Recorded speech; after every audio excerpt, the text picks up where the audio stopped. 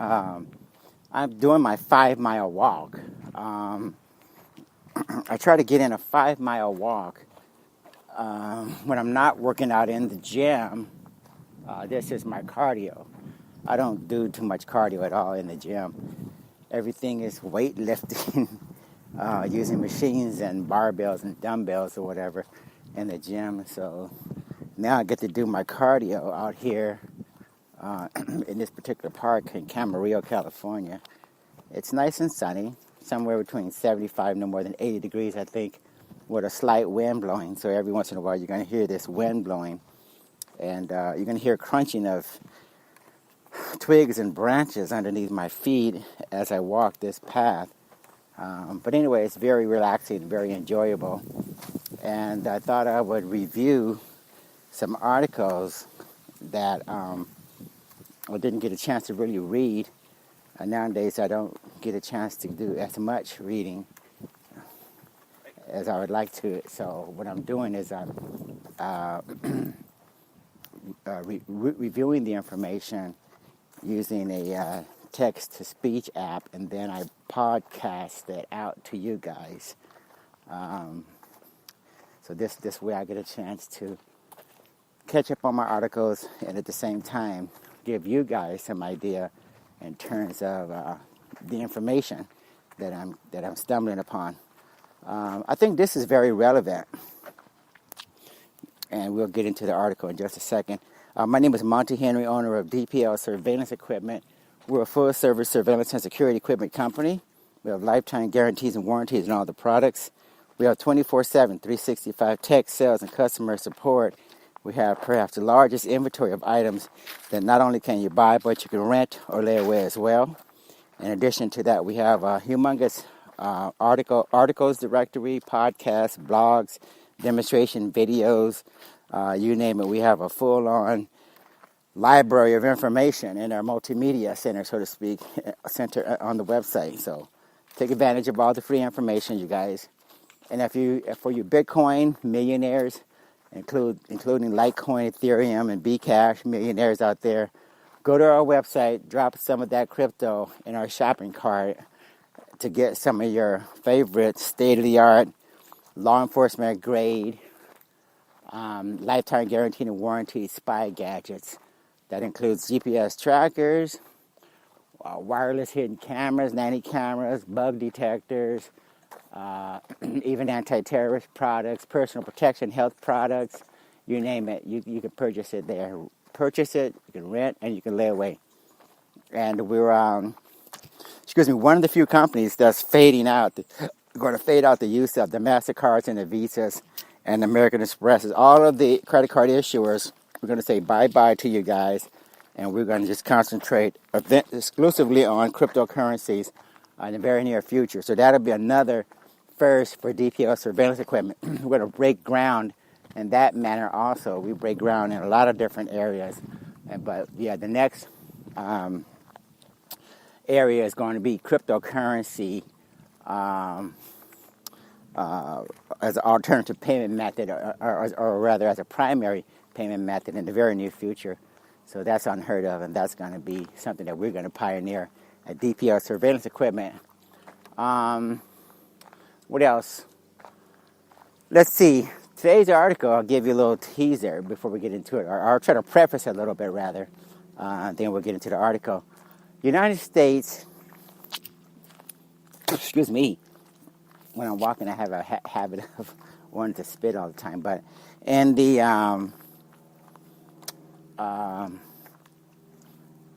larger scheme of things, we have two superpowers that are going around the globe spreading their power and influence.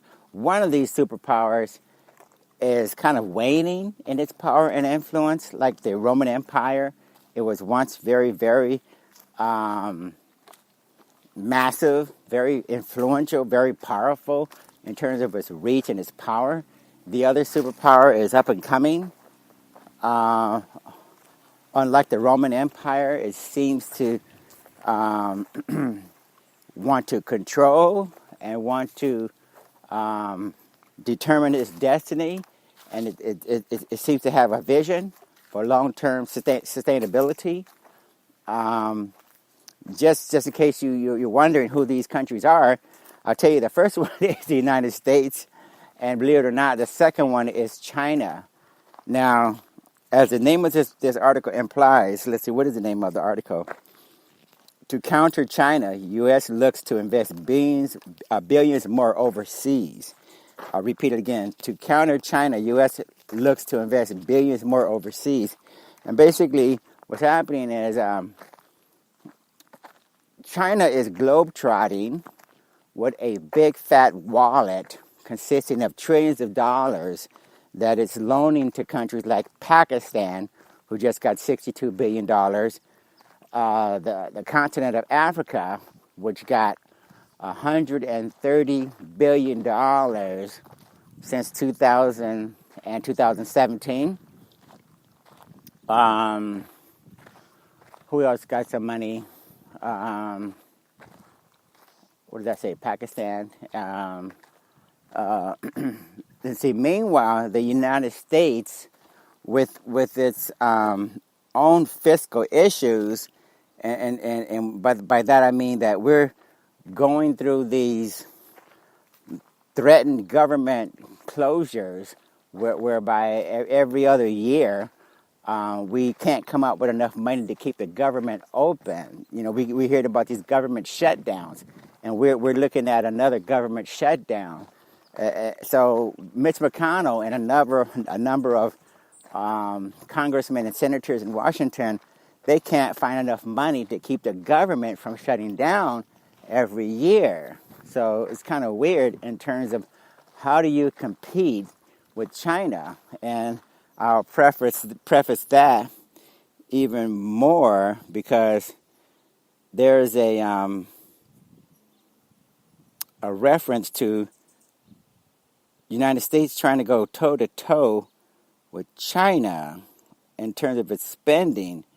And I'm not quite sure how do you go toe-to-toe with China when in actuality you can't come up with $60 billion for your Overseas Investment Corporation or whatever you want to call it in the United States.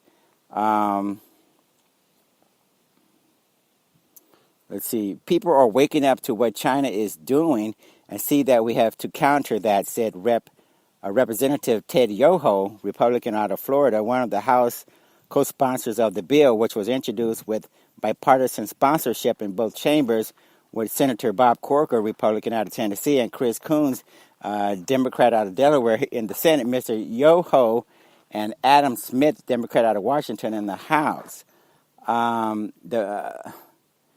The bill's momentum reflects growing bipartisan concern in Washington about the scale of China's ambitions to restructure global trade routes so that all roads lead to Beijing. Senators have become especially concerned with China's global investment plan known as the One Belt, One Road initiative. China, which has flexed development muscle across the globe since it announced its plan in 2013, is thought to be willing to spend and lend trillions of dollars on projects like superhighways, rural roads, harbors, and ports.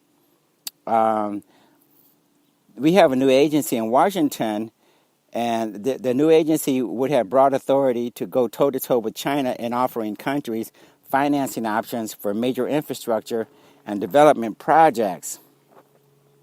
White House hopes to expand Overseas Private Investment Corporation, a little-known agency it wanted to eliminate a year ago. The U.S. is finalizing plans to double funding for big infrastructure projects around the world, seeking to counter China's growing influence. Congress is working to resolve the last barriers to passing a bill that would boost the U.S.'s role in international development. It will combine several little-known government agencies into a new body with authority to do $60 billion in development financing, more than double the cap of the current agency that performs that function. The measure, supported by the Trump administration, easily passed the House this summer. It faces its biggest test in the Senate. Again, the total budget for this new agency is $60 billion. China has committed $62 billion just lately in Pakistan alone with a super harbor, a super port. And when Pakistan let China know that it was struggling to repay the debt, China said, "Don't worry about it. We'll just give you just give us a 99, or we'll just give you a 99-year lease of the port." So basically, that's saying, okay, don't worry about don't worry about the port getting built. We'll make sure it gets built, but you'll lease it from us for 99 years. So as far as I can tell, that's a very savvy move on behalf of China. They're making sure that their infrastructure projects get completed, while at the same time, China has 99 years to collect on that.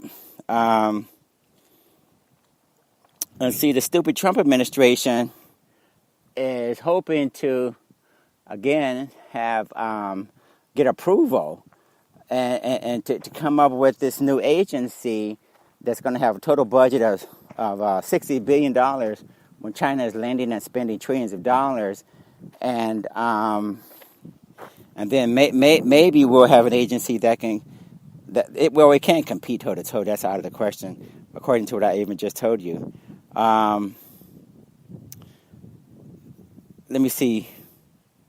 This new, well, for one thing, let me reflect a little bit, back a little bit. I'll just give you the details. Passage is achingly close, Mr. Coons said this month. We are down to just a few holds on the Senate, and I remain optimistic that given the engagement of the White House and persistent work, we will get this done. The legislation represents a sharp reversal for the agency that currently promotes U.S. investment abroad, the Overseas Private Investment Corporation.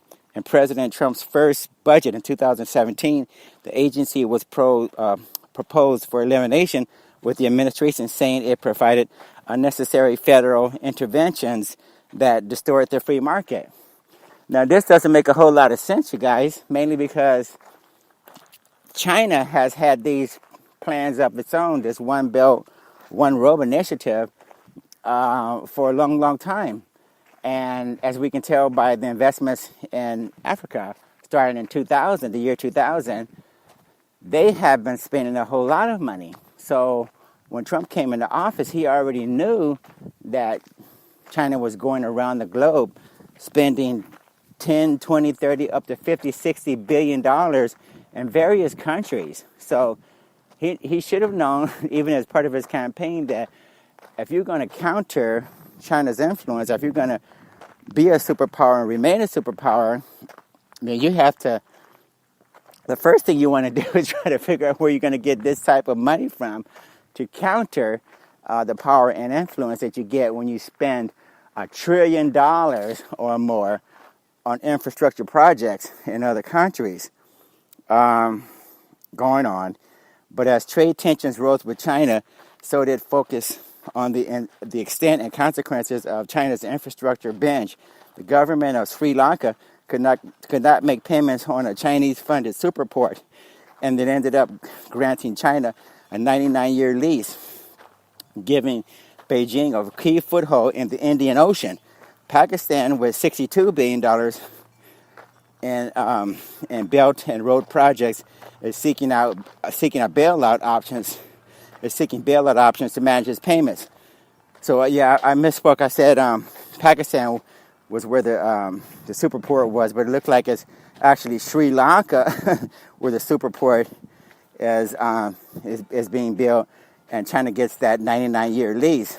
But nonetheless, so this doesn't look good, because if these are key strategic areas on the planet where there's shipping lanes and trade routes and such, and China is making absolutely sure that they have access to these key trade routes, shipping ports, and such, that means they can determine and they can dominate trade in those areas by virtue of the fact that they own the infrastructure, especially like a superport, a state-of-the-art superport. Come on. Anyway, officials on the White House's National Security Council and in the Office of Management and Budget decided to throw White House support behind a new development agency, and the president's budget release in February 2018 put forth a proposal for combining and beefing up U.S. Development finance.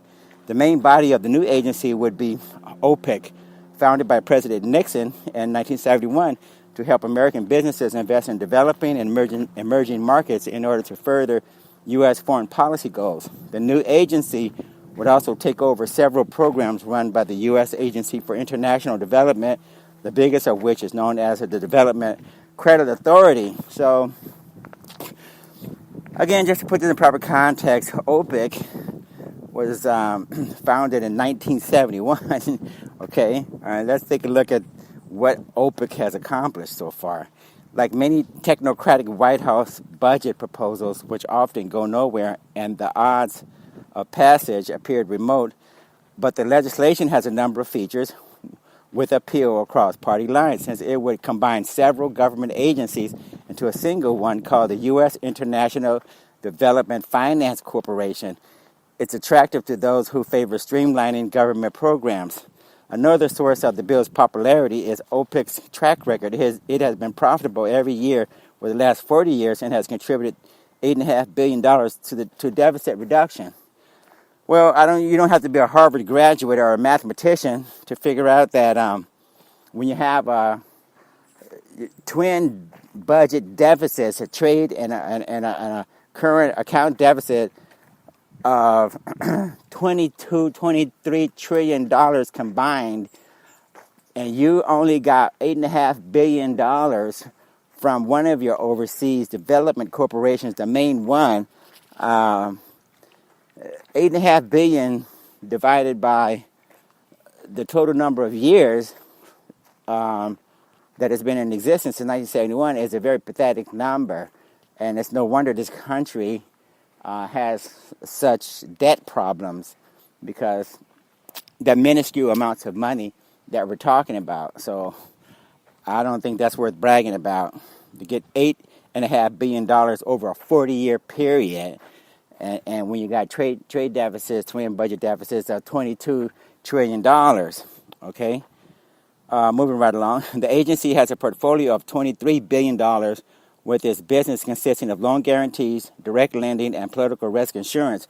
Projects it has financed or insured include a toll road in Colombia, a geothermal power plant in Honduras, cell phone towers in Uganda, and a nuclear fuel storage facility in Ukraine.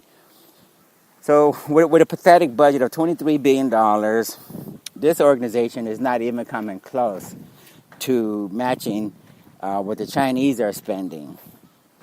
Okay, the Chinese, again, are spending $1 to $2 trillion, and this particular agency that I'm referring to now, OPIC, has had a total budget of $23 billion, and it's existed for 23 years, and it's a major difference. Toll roads, cell phone towers, and nuclear storage facilities, that doesn't equate to a $62 billion super port in Sri Lanka. That doesn't equate to $136 billion, or compared to $136 billion spent in Africa. Okay? There's no way that this country can even consider that we're matching or going toe-to-toe, as the article points out, with China. Yet OPEC has been, Trump administration officials say they have heard repeatedly that countries in need of infrastructure would rather go with American-led financing, but China has been the one making offers. Yet OPEC has been limited by a congressional cap on its portfolio size and a prohibition on owning equity stakes in projects, issues addressed by the new legislation. China's effort faced no such hurdles in expanding its investments at a pace some consider reckless. So it looks like China is not so much concerned about bureaucracy and restrictions as far as what it's doing with its money. The United States, on the other hand, is trying to, on the one hand, compare or compete but it seems to have all sorts of limitations and restrictions in terms of what it can do as far as investing and the infrastructure of other countries. Okay? Their projects economically don't make a whole lot of sense, said OPEC President Ray Washburn, a former Trump fundraiser who congressional aides say has been crucial in making the case that the agency can put forward a market-oriented American alternative. It's a loan-to-own program the Chinese are doing. Mr. Washburn sees his agency's model as a sharp contrast. We come in with projects that make economic sense because we're not an aid organization, Mr. Washburn said. We're for the free trade of gold. We're for the free trade of goods. We're for private businesses. Well, what Mr. Washburn isn't telling you guys is that basically what China is doing and what the United States is doing, what China is doing is not unique. The IMF, for a long, long time, has been the extended arm of corporate America. The IMF has been going around the globe for a long time with this printed fiat money, toilet paper currency that we call the U.S. dollar, throwing it at various emerging and developing countries. And when those countries struggle under the debt burden and the terms and conditions of that money that they borrowed, guess what happens? The hitmen come in and they seize the key industries and they swap out presidents and such who don't have the same views as America. And because you owe so much money to America, when the IMF lends it to you, you have to change a whole lot, including your government, the way you run your government, and you have to install governments that are more United States, that are more favorable to what what we're trying to do or what we want in the United States. So China is not doing anything any different than what we try to do, but China is operating on a totally different level. Okay, they are very focused, have a whole lot of money, and their commitments seem to be such that it's going to be executed over a long period of time with a very strategic focus. Okay, the main obstacle to the new agency is in the Senate, where Majority Leader Mitch McConnell, a Republican out of Kentucky, has been spending his time confirming judges and racing to pass spending bills in order to avert a partial government shutdown at the end of September. Because of the Senate's procedural rules, each such vote can take days, meaning that legislation to take on China, which isn't a priority, doesn't neatly fit into the schedule. So these guys are admitting right here that this is not even a priority. And again, when you're trying to avert a government shutdown, that usually happens when you don't have very much money. When you have an excessive amount of money, like China does, you don't have to worry about averting government shutdowns every other year. You have more than enough money to keep government open. But the United States, which is supposed to be like booming and have a rampaging economy, and things are like, it's almost like the roaring 20s if you listen to the people in the current administration, where money is just flowing and everybody has decent high-paying jobs and more than enough discretionary income to shop at every single store, to keep the stores open, Sears, Kmart, JCPenney, whatever, instead of having those stores shut down because there's a lack of shoppers.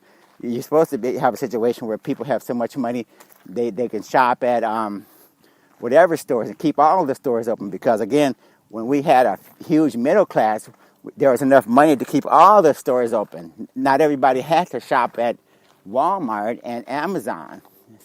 But as far as I can tell, there's a disconnect between what they're saying and the reality of what's going on. Anyway, let's keep on going here. The quickest pathway through the Senate is via unanimous consent, a process that would allow the bill to pass on an expedited basis so long as all 100 senators agree. But even if one senator objects, the Senate can't use that fast-track method. At least one senator, Republican John Barrasso of Wyoming, could upend such a process. Mr. Barrasso was the lone senator who voted against the bill in June when it was approved by the Senate Foreign Relations Committee 2021, he declined to comment about his current thinking during a brief hallway interview last week, and his office hasn't responded to requests for comment. So anyway, that's what's happening in Washington. Let's listen to what's happening in on the China side of it. Okay, China's Xi, which is it's spelled XI. It's called Xi. China's Xi pledges $60 billion towards Africa's development and waives some debt. The president said that China isn't seeking political self-interest through its investments in Africa. That's Xi speaking. China's President Xi Jinping pledged $60 billion in financing for Africa's development and waived some debt owned by the continent's poorest countries, batting away criticism that Chinese investments may be exacerbating a looming African debt crisis. Speaking Monday to dozens of African leaders at a Beijing summit, Mr. Xi portrayed China as a responsible power working with African countries in pursuing economic development, reducing poverty, and combating regional security threats. China doesn't seek political self-interest through its investments in Africa, Mr. Xi said at the two-day summit's opening ceremony held in the Beijing's Great Hall of the People. The Chinese and African people are best qualified to judge whether China-African cooperation is good or not. Concerns over looming African debt crisis have simmered since the International Monetary Fund warned in May that 15 out of 35 low-income sub-Saharan countries face serious financial risk from heavy borrowing. Some Western officials have blamed China for exacerbating the problem, even accusing Beijing of pursuing colonial exploitation in Africa by financing a slew of infrastructure projects through Xi's signature Belt and Road Initiative.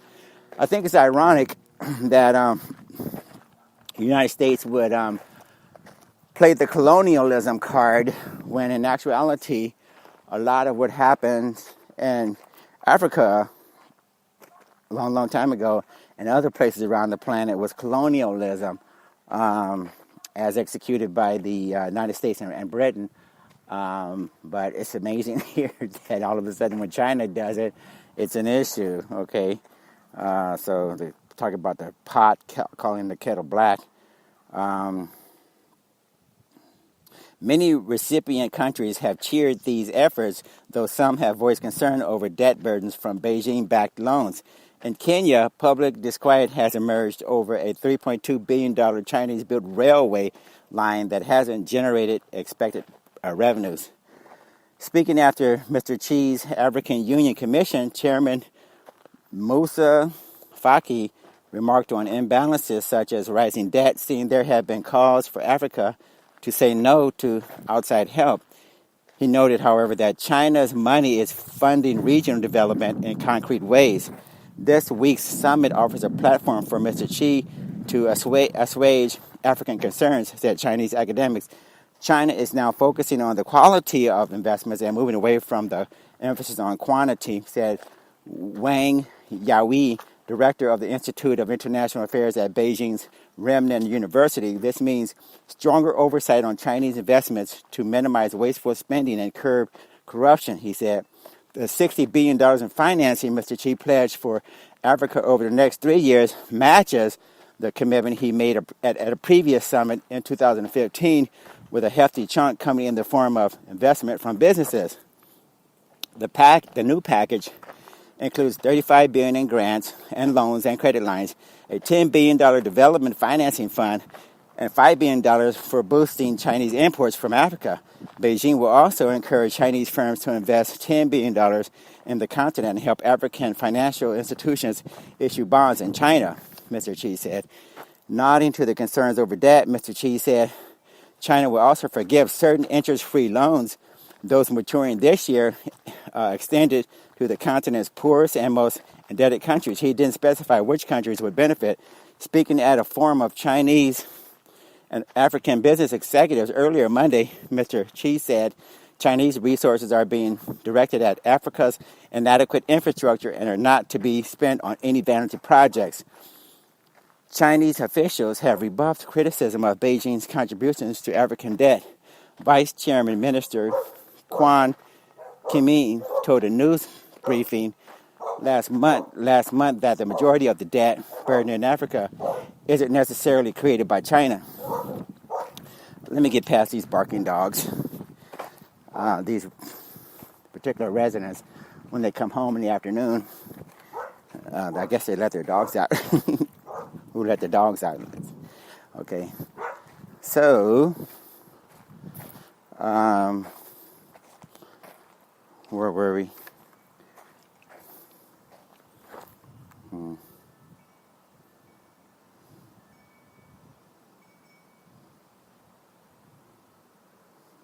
Chinese officials have rebuffed criticism of Beijing's contributions to African debt. Okay, blah, blah, blah. African isn't necessarily by China. Okay, here we go. Chinese lenders have provided some $136 billion in loans to African governments and their government-owned enterprises from 2000 to 2017, according to the China Africa Research Initiative at Johns Hopkins University. So again, we find out that China is spending big bucks, $136 billion between 2000 and 2017, and we can't figure out how to get $60 billion of funding out of Washington. Okay. Even so, Chinese loans are not currently a major contributor to debt distress in Africa, Kerry said in a recent report. Of 17 African countries in debt distress or facing high risk of distress, only 3 of them, Djibouti, the Republic of Congo, and Zambia, count Chinese loans as the most significant contributor to their debt burdens. The report said Mr. Xi's pledges are expected to provide some relief to these countries. At Monday's opening ceremony, African leaders acknowledged difficulties in their economic ties with Beijing, even as they welcome Chinese largesse. South African President Cyril Ramaphosa, speaking after Mr. Xi, said work is needed to balance the structure of trade between Africa and China, referring to the continent's yawning trade deficit with the world's second biggest economy. Debt and unbalanced trade are widely understood legacies of China's headlong push into Africa. The expectations from African leaders of continued large-scale Chinese funding make it difficult for Beijing to promise less money, and it is easier to funnel the money into loans rather than pressuring companies to move more factories to the continent. That's the way China will make the most friends creating jobs, said Jeremy Stevens, the Beijing-based economist at South Africa's Standard Bank Group. How do you communicate that in a speech when everyone is waiting for a target? In his speech, Mr. Xi repeatedly referred to a China-Africa community of shared destiny when describing plans for future cooperation, a rhetorical shift from his keynote address at the 2015 summit when he described what China will do in Africa. So again, it looks like we're not going to be able to match the spending in China. I don't really think you guys are getting the message loudly and clearly enough that the days of the United States being a superpower, the way it was before, are way behind us. We don't have the power and the influence. We don't have the money. We reprinted so much money, so much fiat currency. We spread it around so much. Your overinflated dollars just don't have the value anymore. And it's basically wrecking the economy right now. And with the $22 trillion we owe right now, we can't even afford infrastructure projects in the United States. We can't even build this wall Donald Trump's talking about. We can't even provide for health care for most of the people. So there's a number of different things that need to be addressed in this country before we can start to do what China's doing. China is growing by leaps and bounds internally and externally, and that takes a lot of money, and I'm afraid we just don't have it here. Okay, so this is a paper tiger situation, or has been a Roman Empire type of situation in terms of what the United States represents right now, as far as I can tell. And I get a very good handle on economics, just in case you haven't noticed. Anyway, as I like to say during the conclusion of every single podcast, keep your eyes and ears open and be safe out there, okay? We'll talk later. Bye.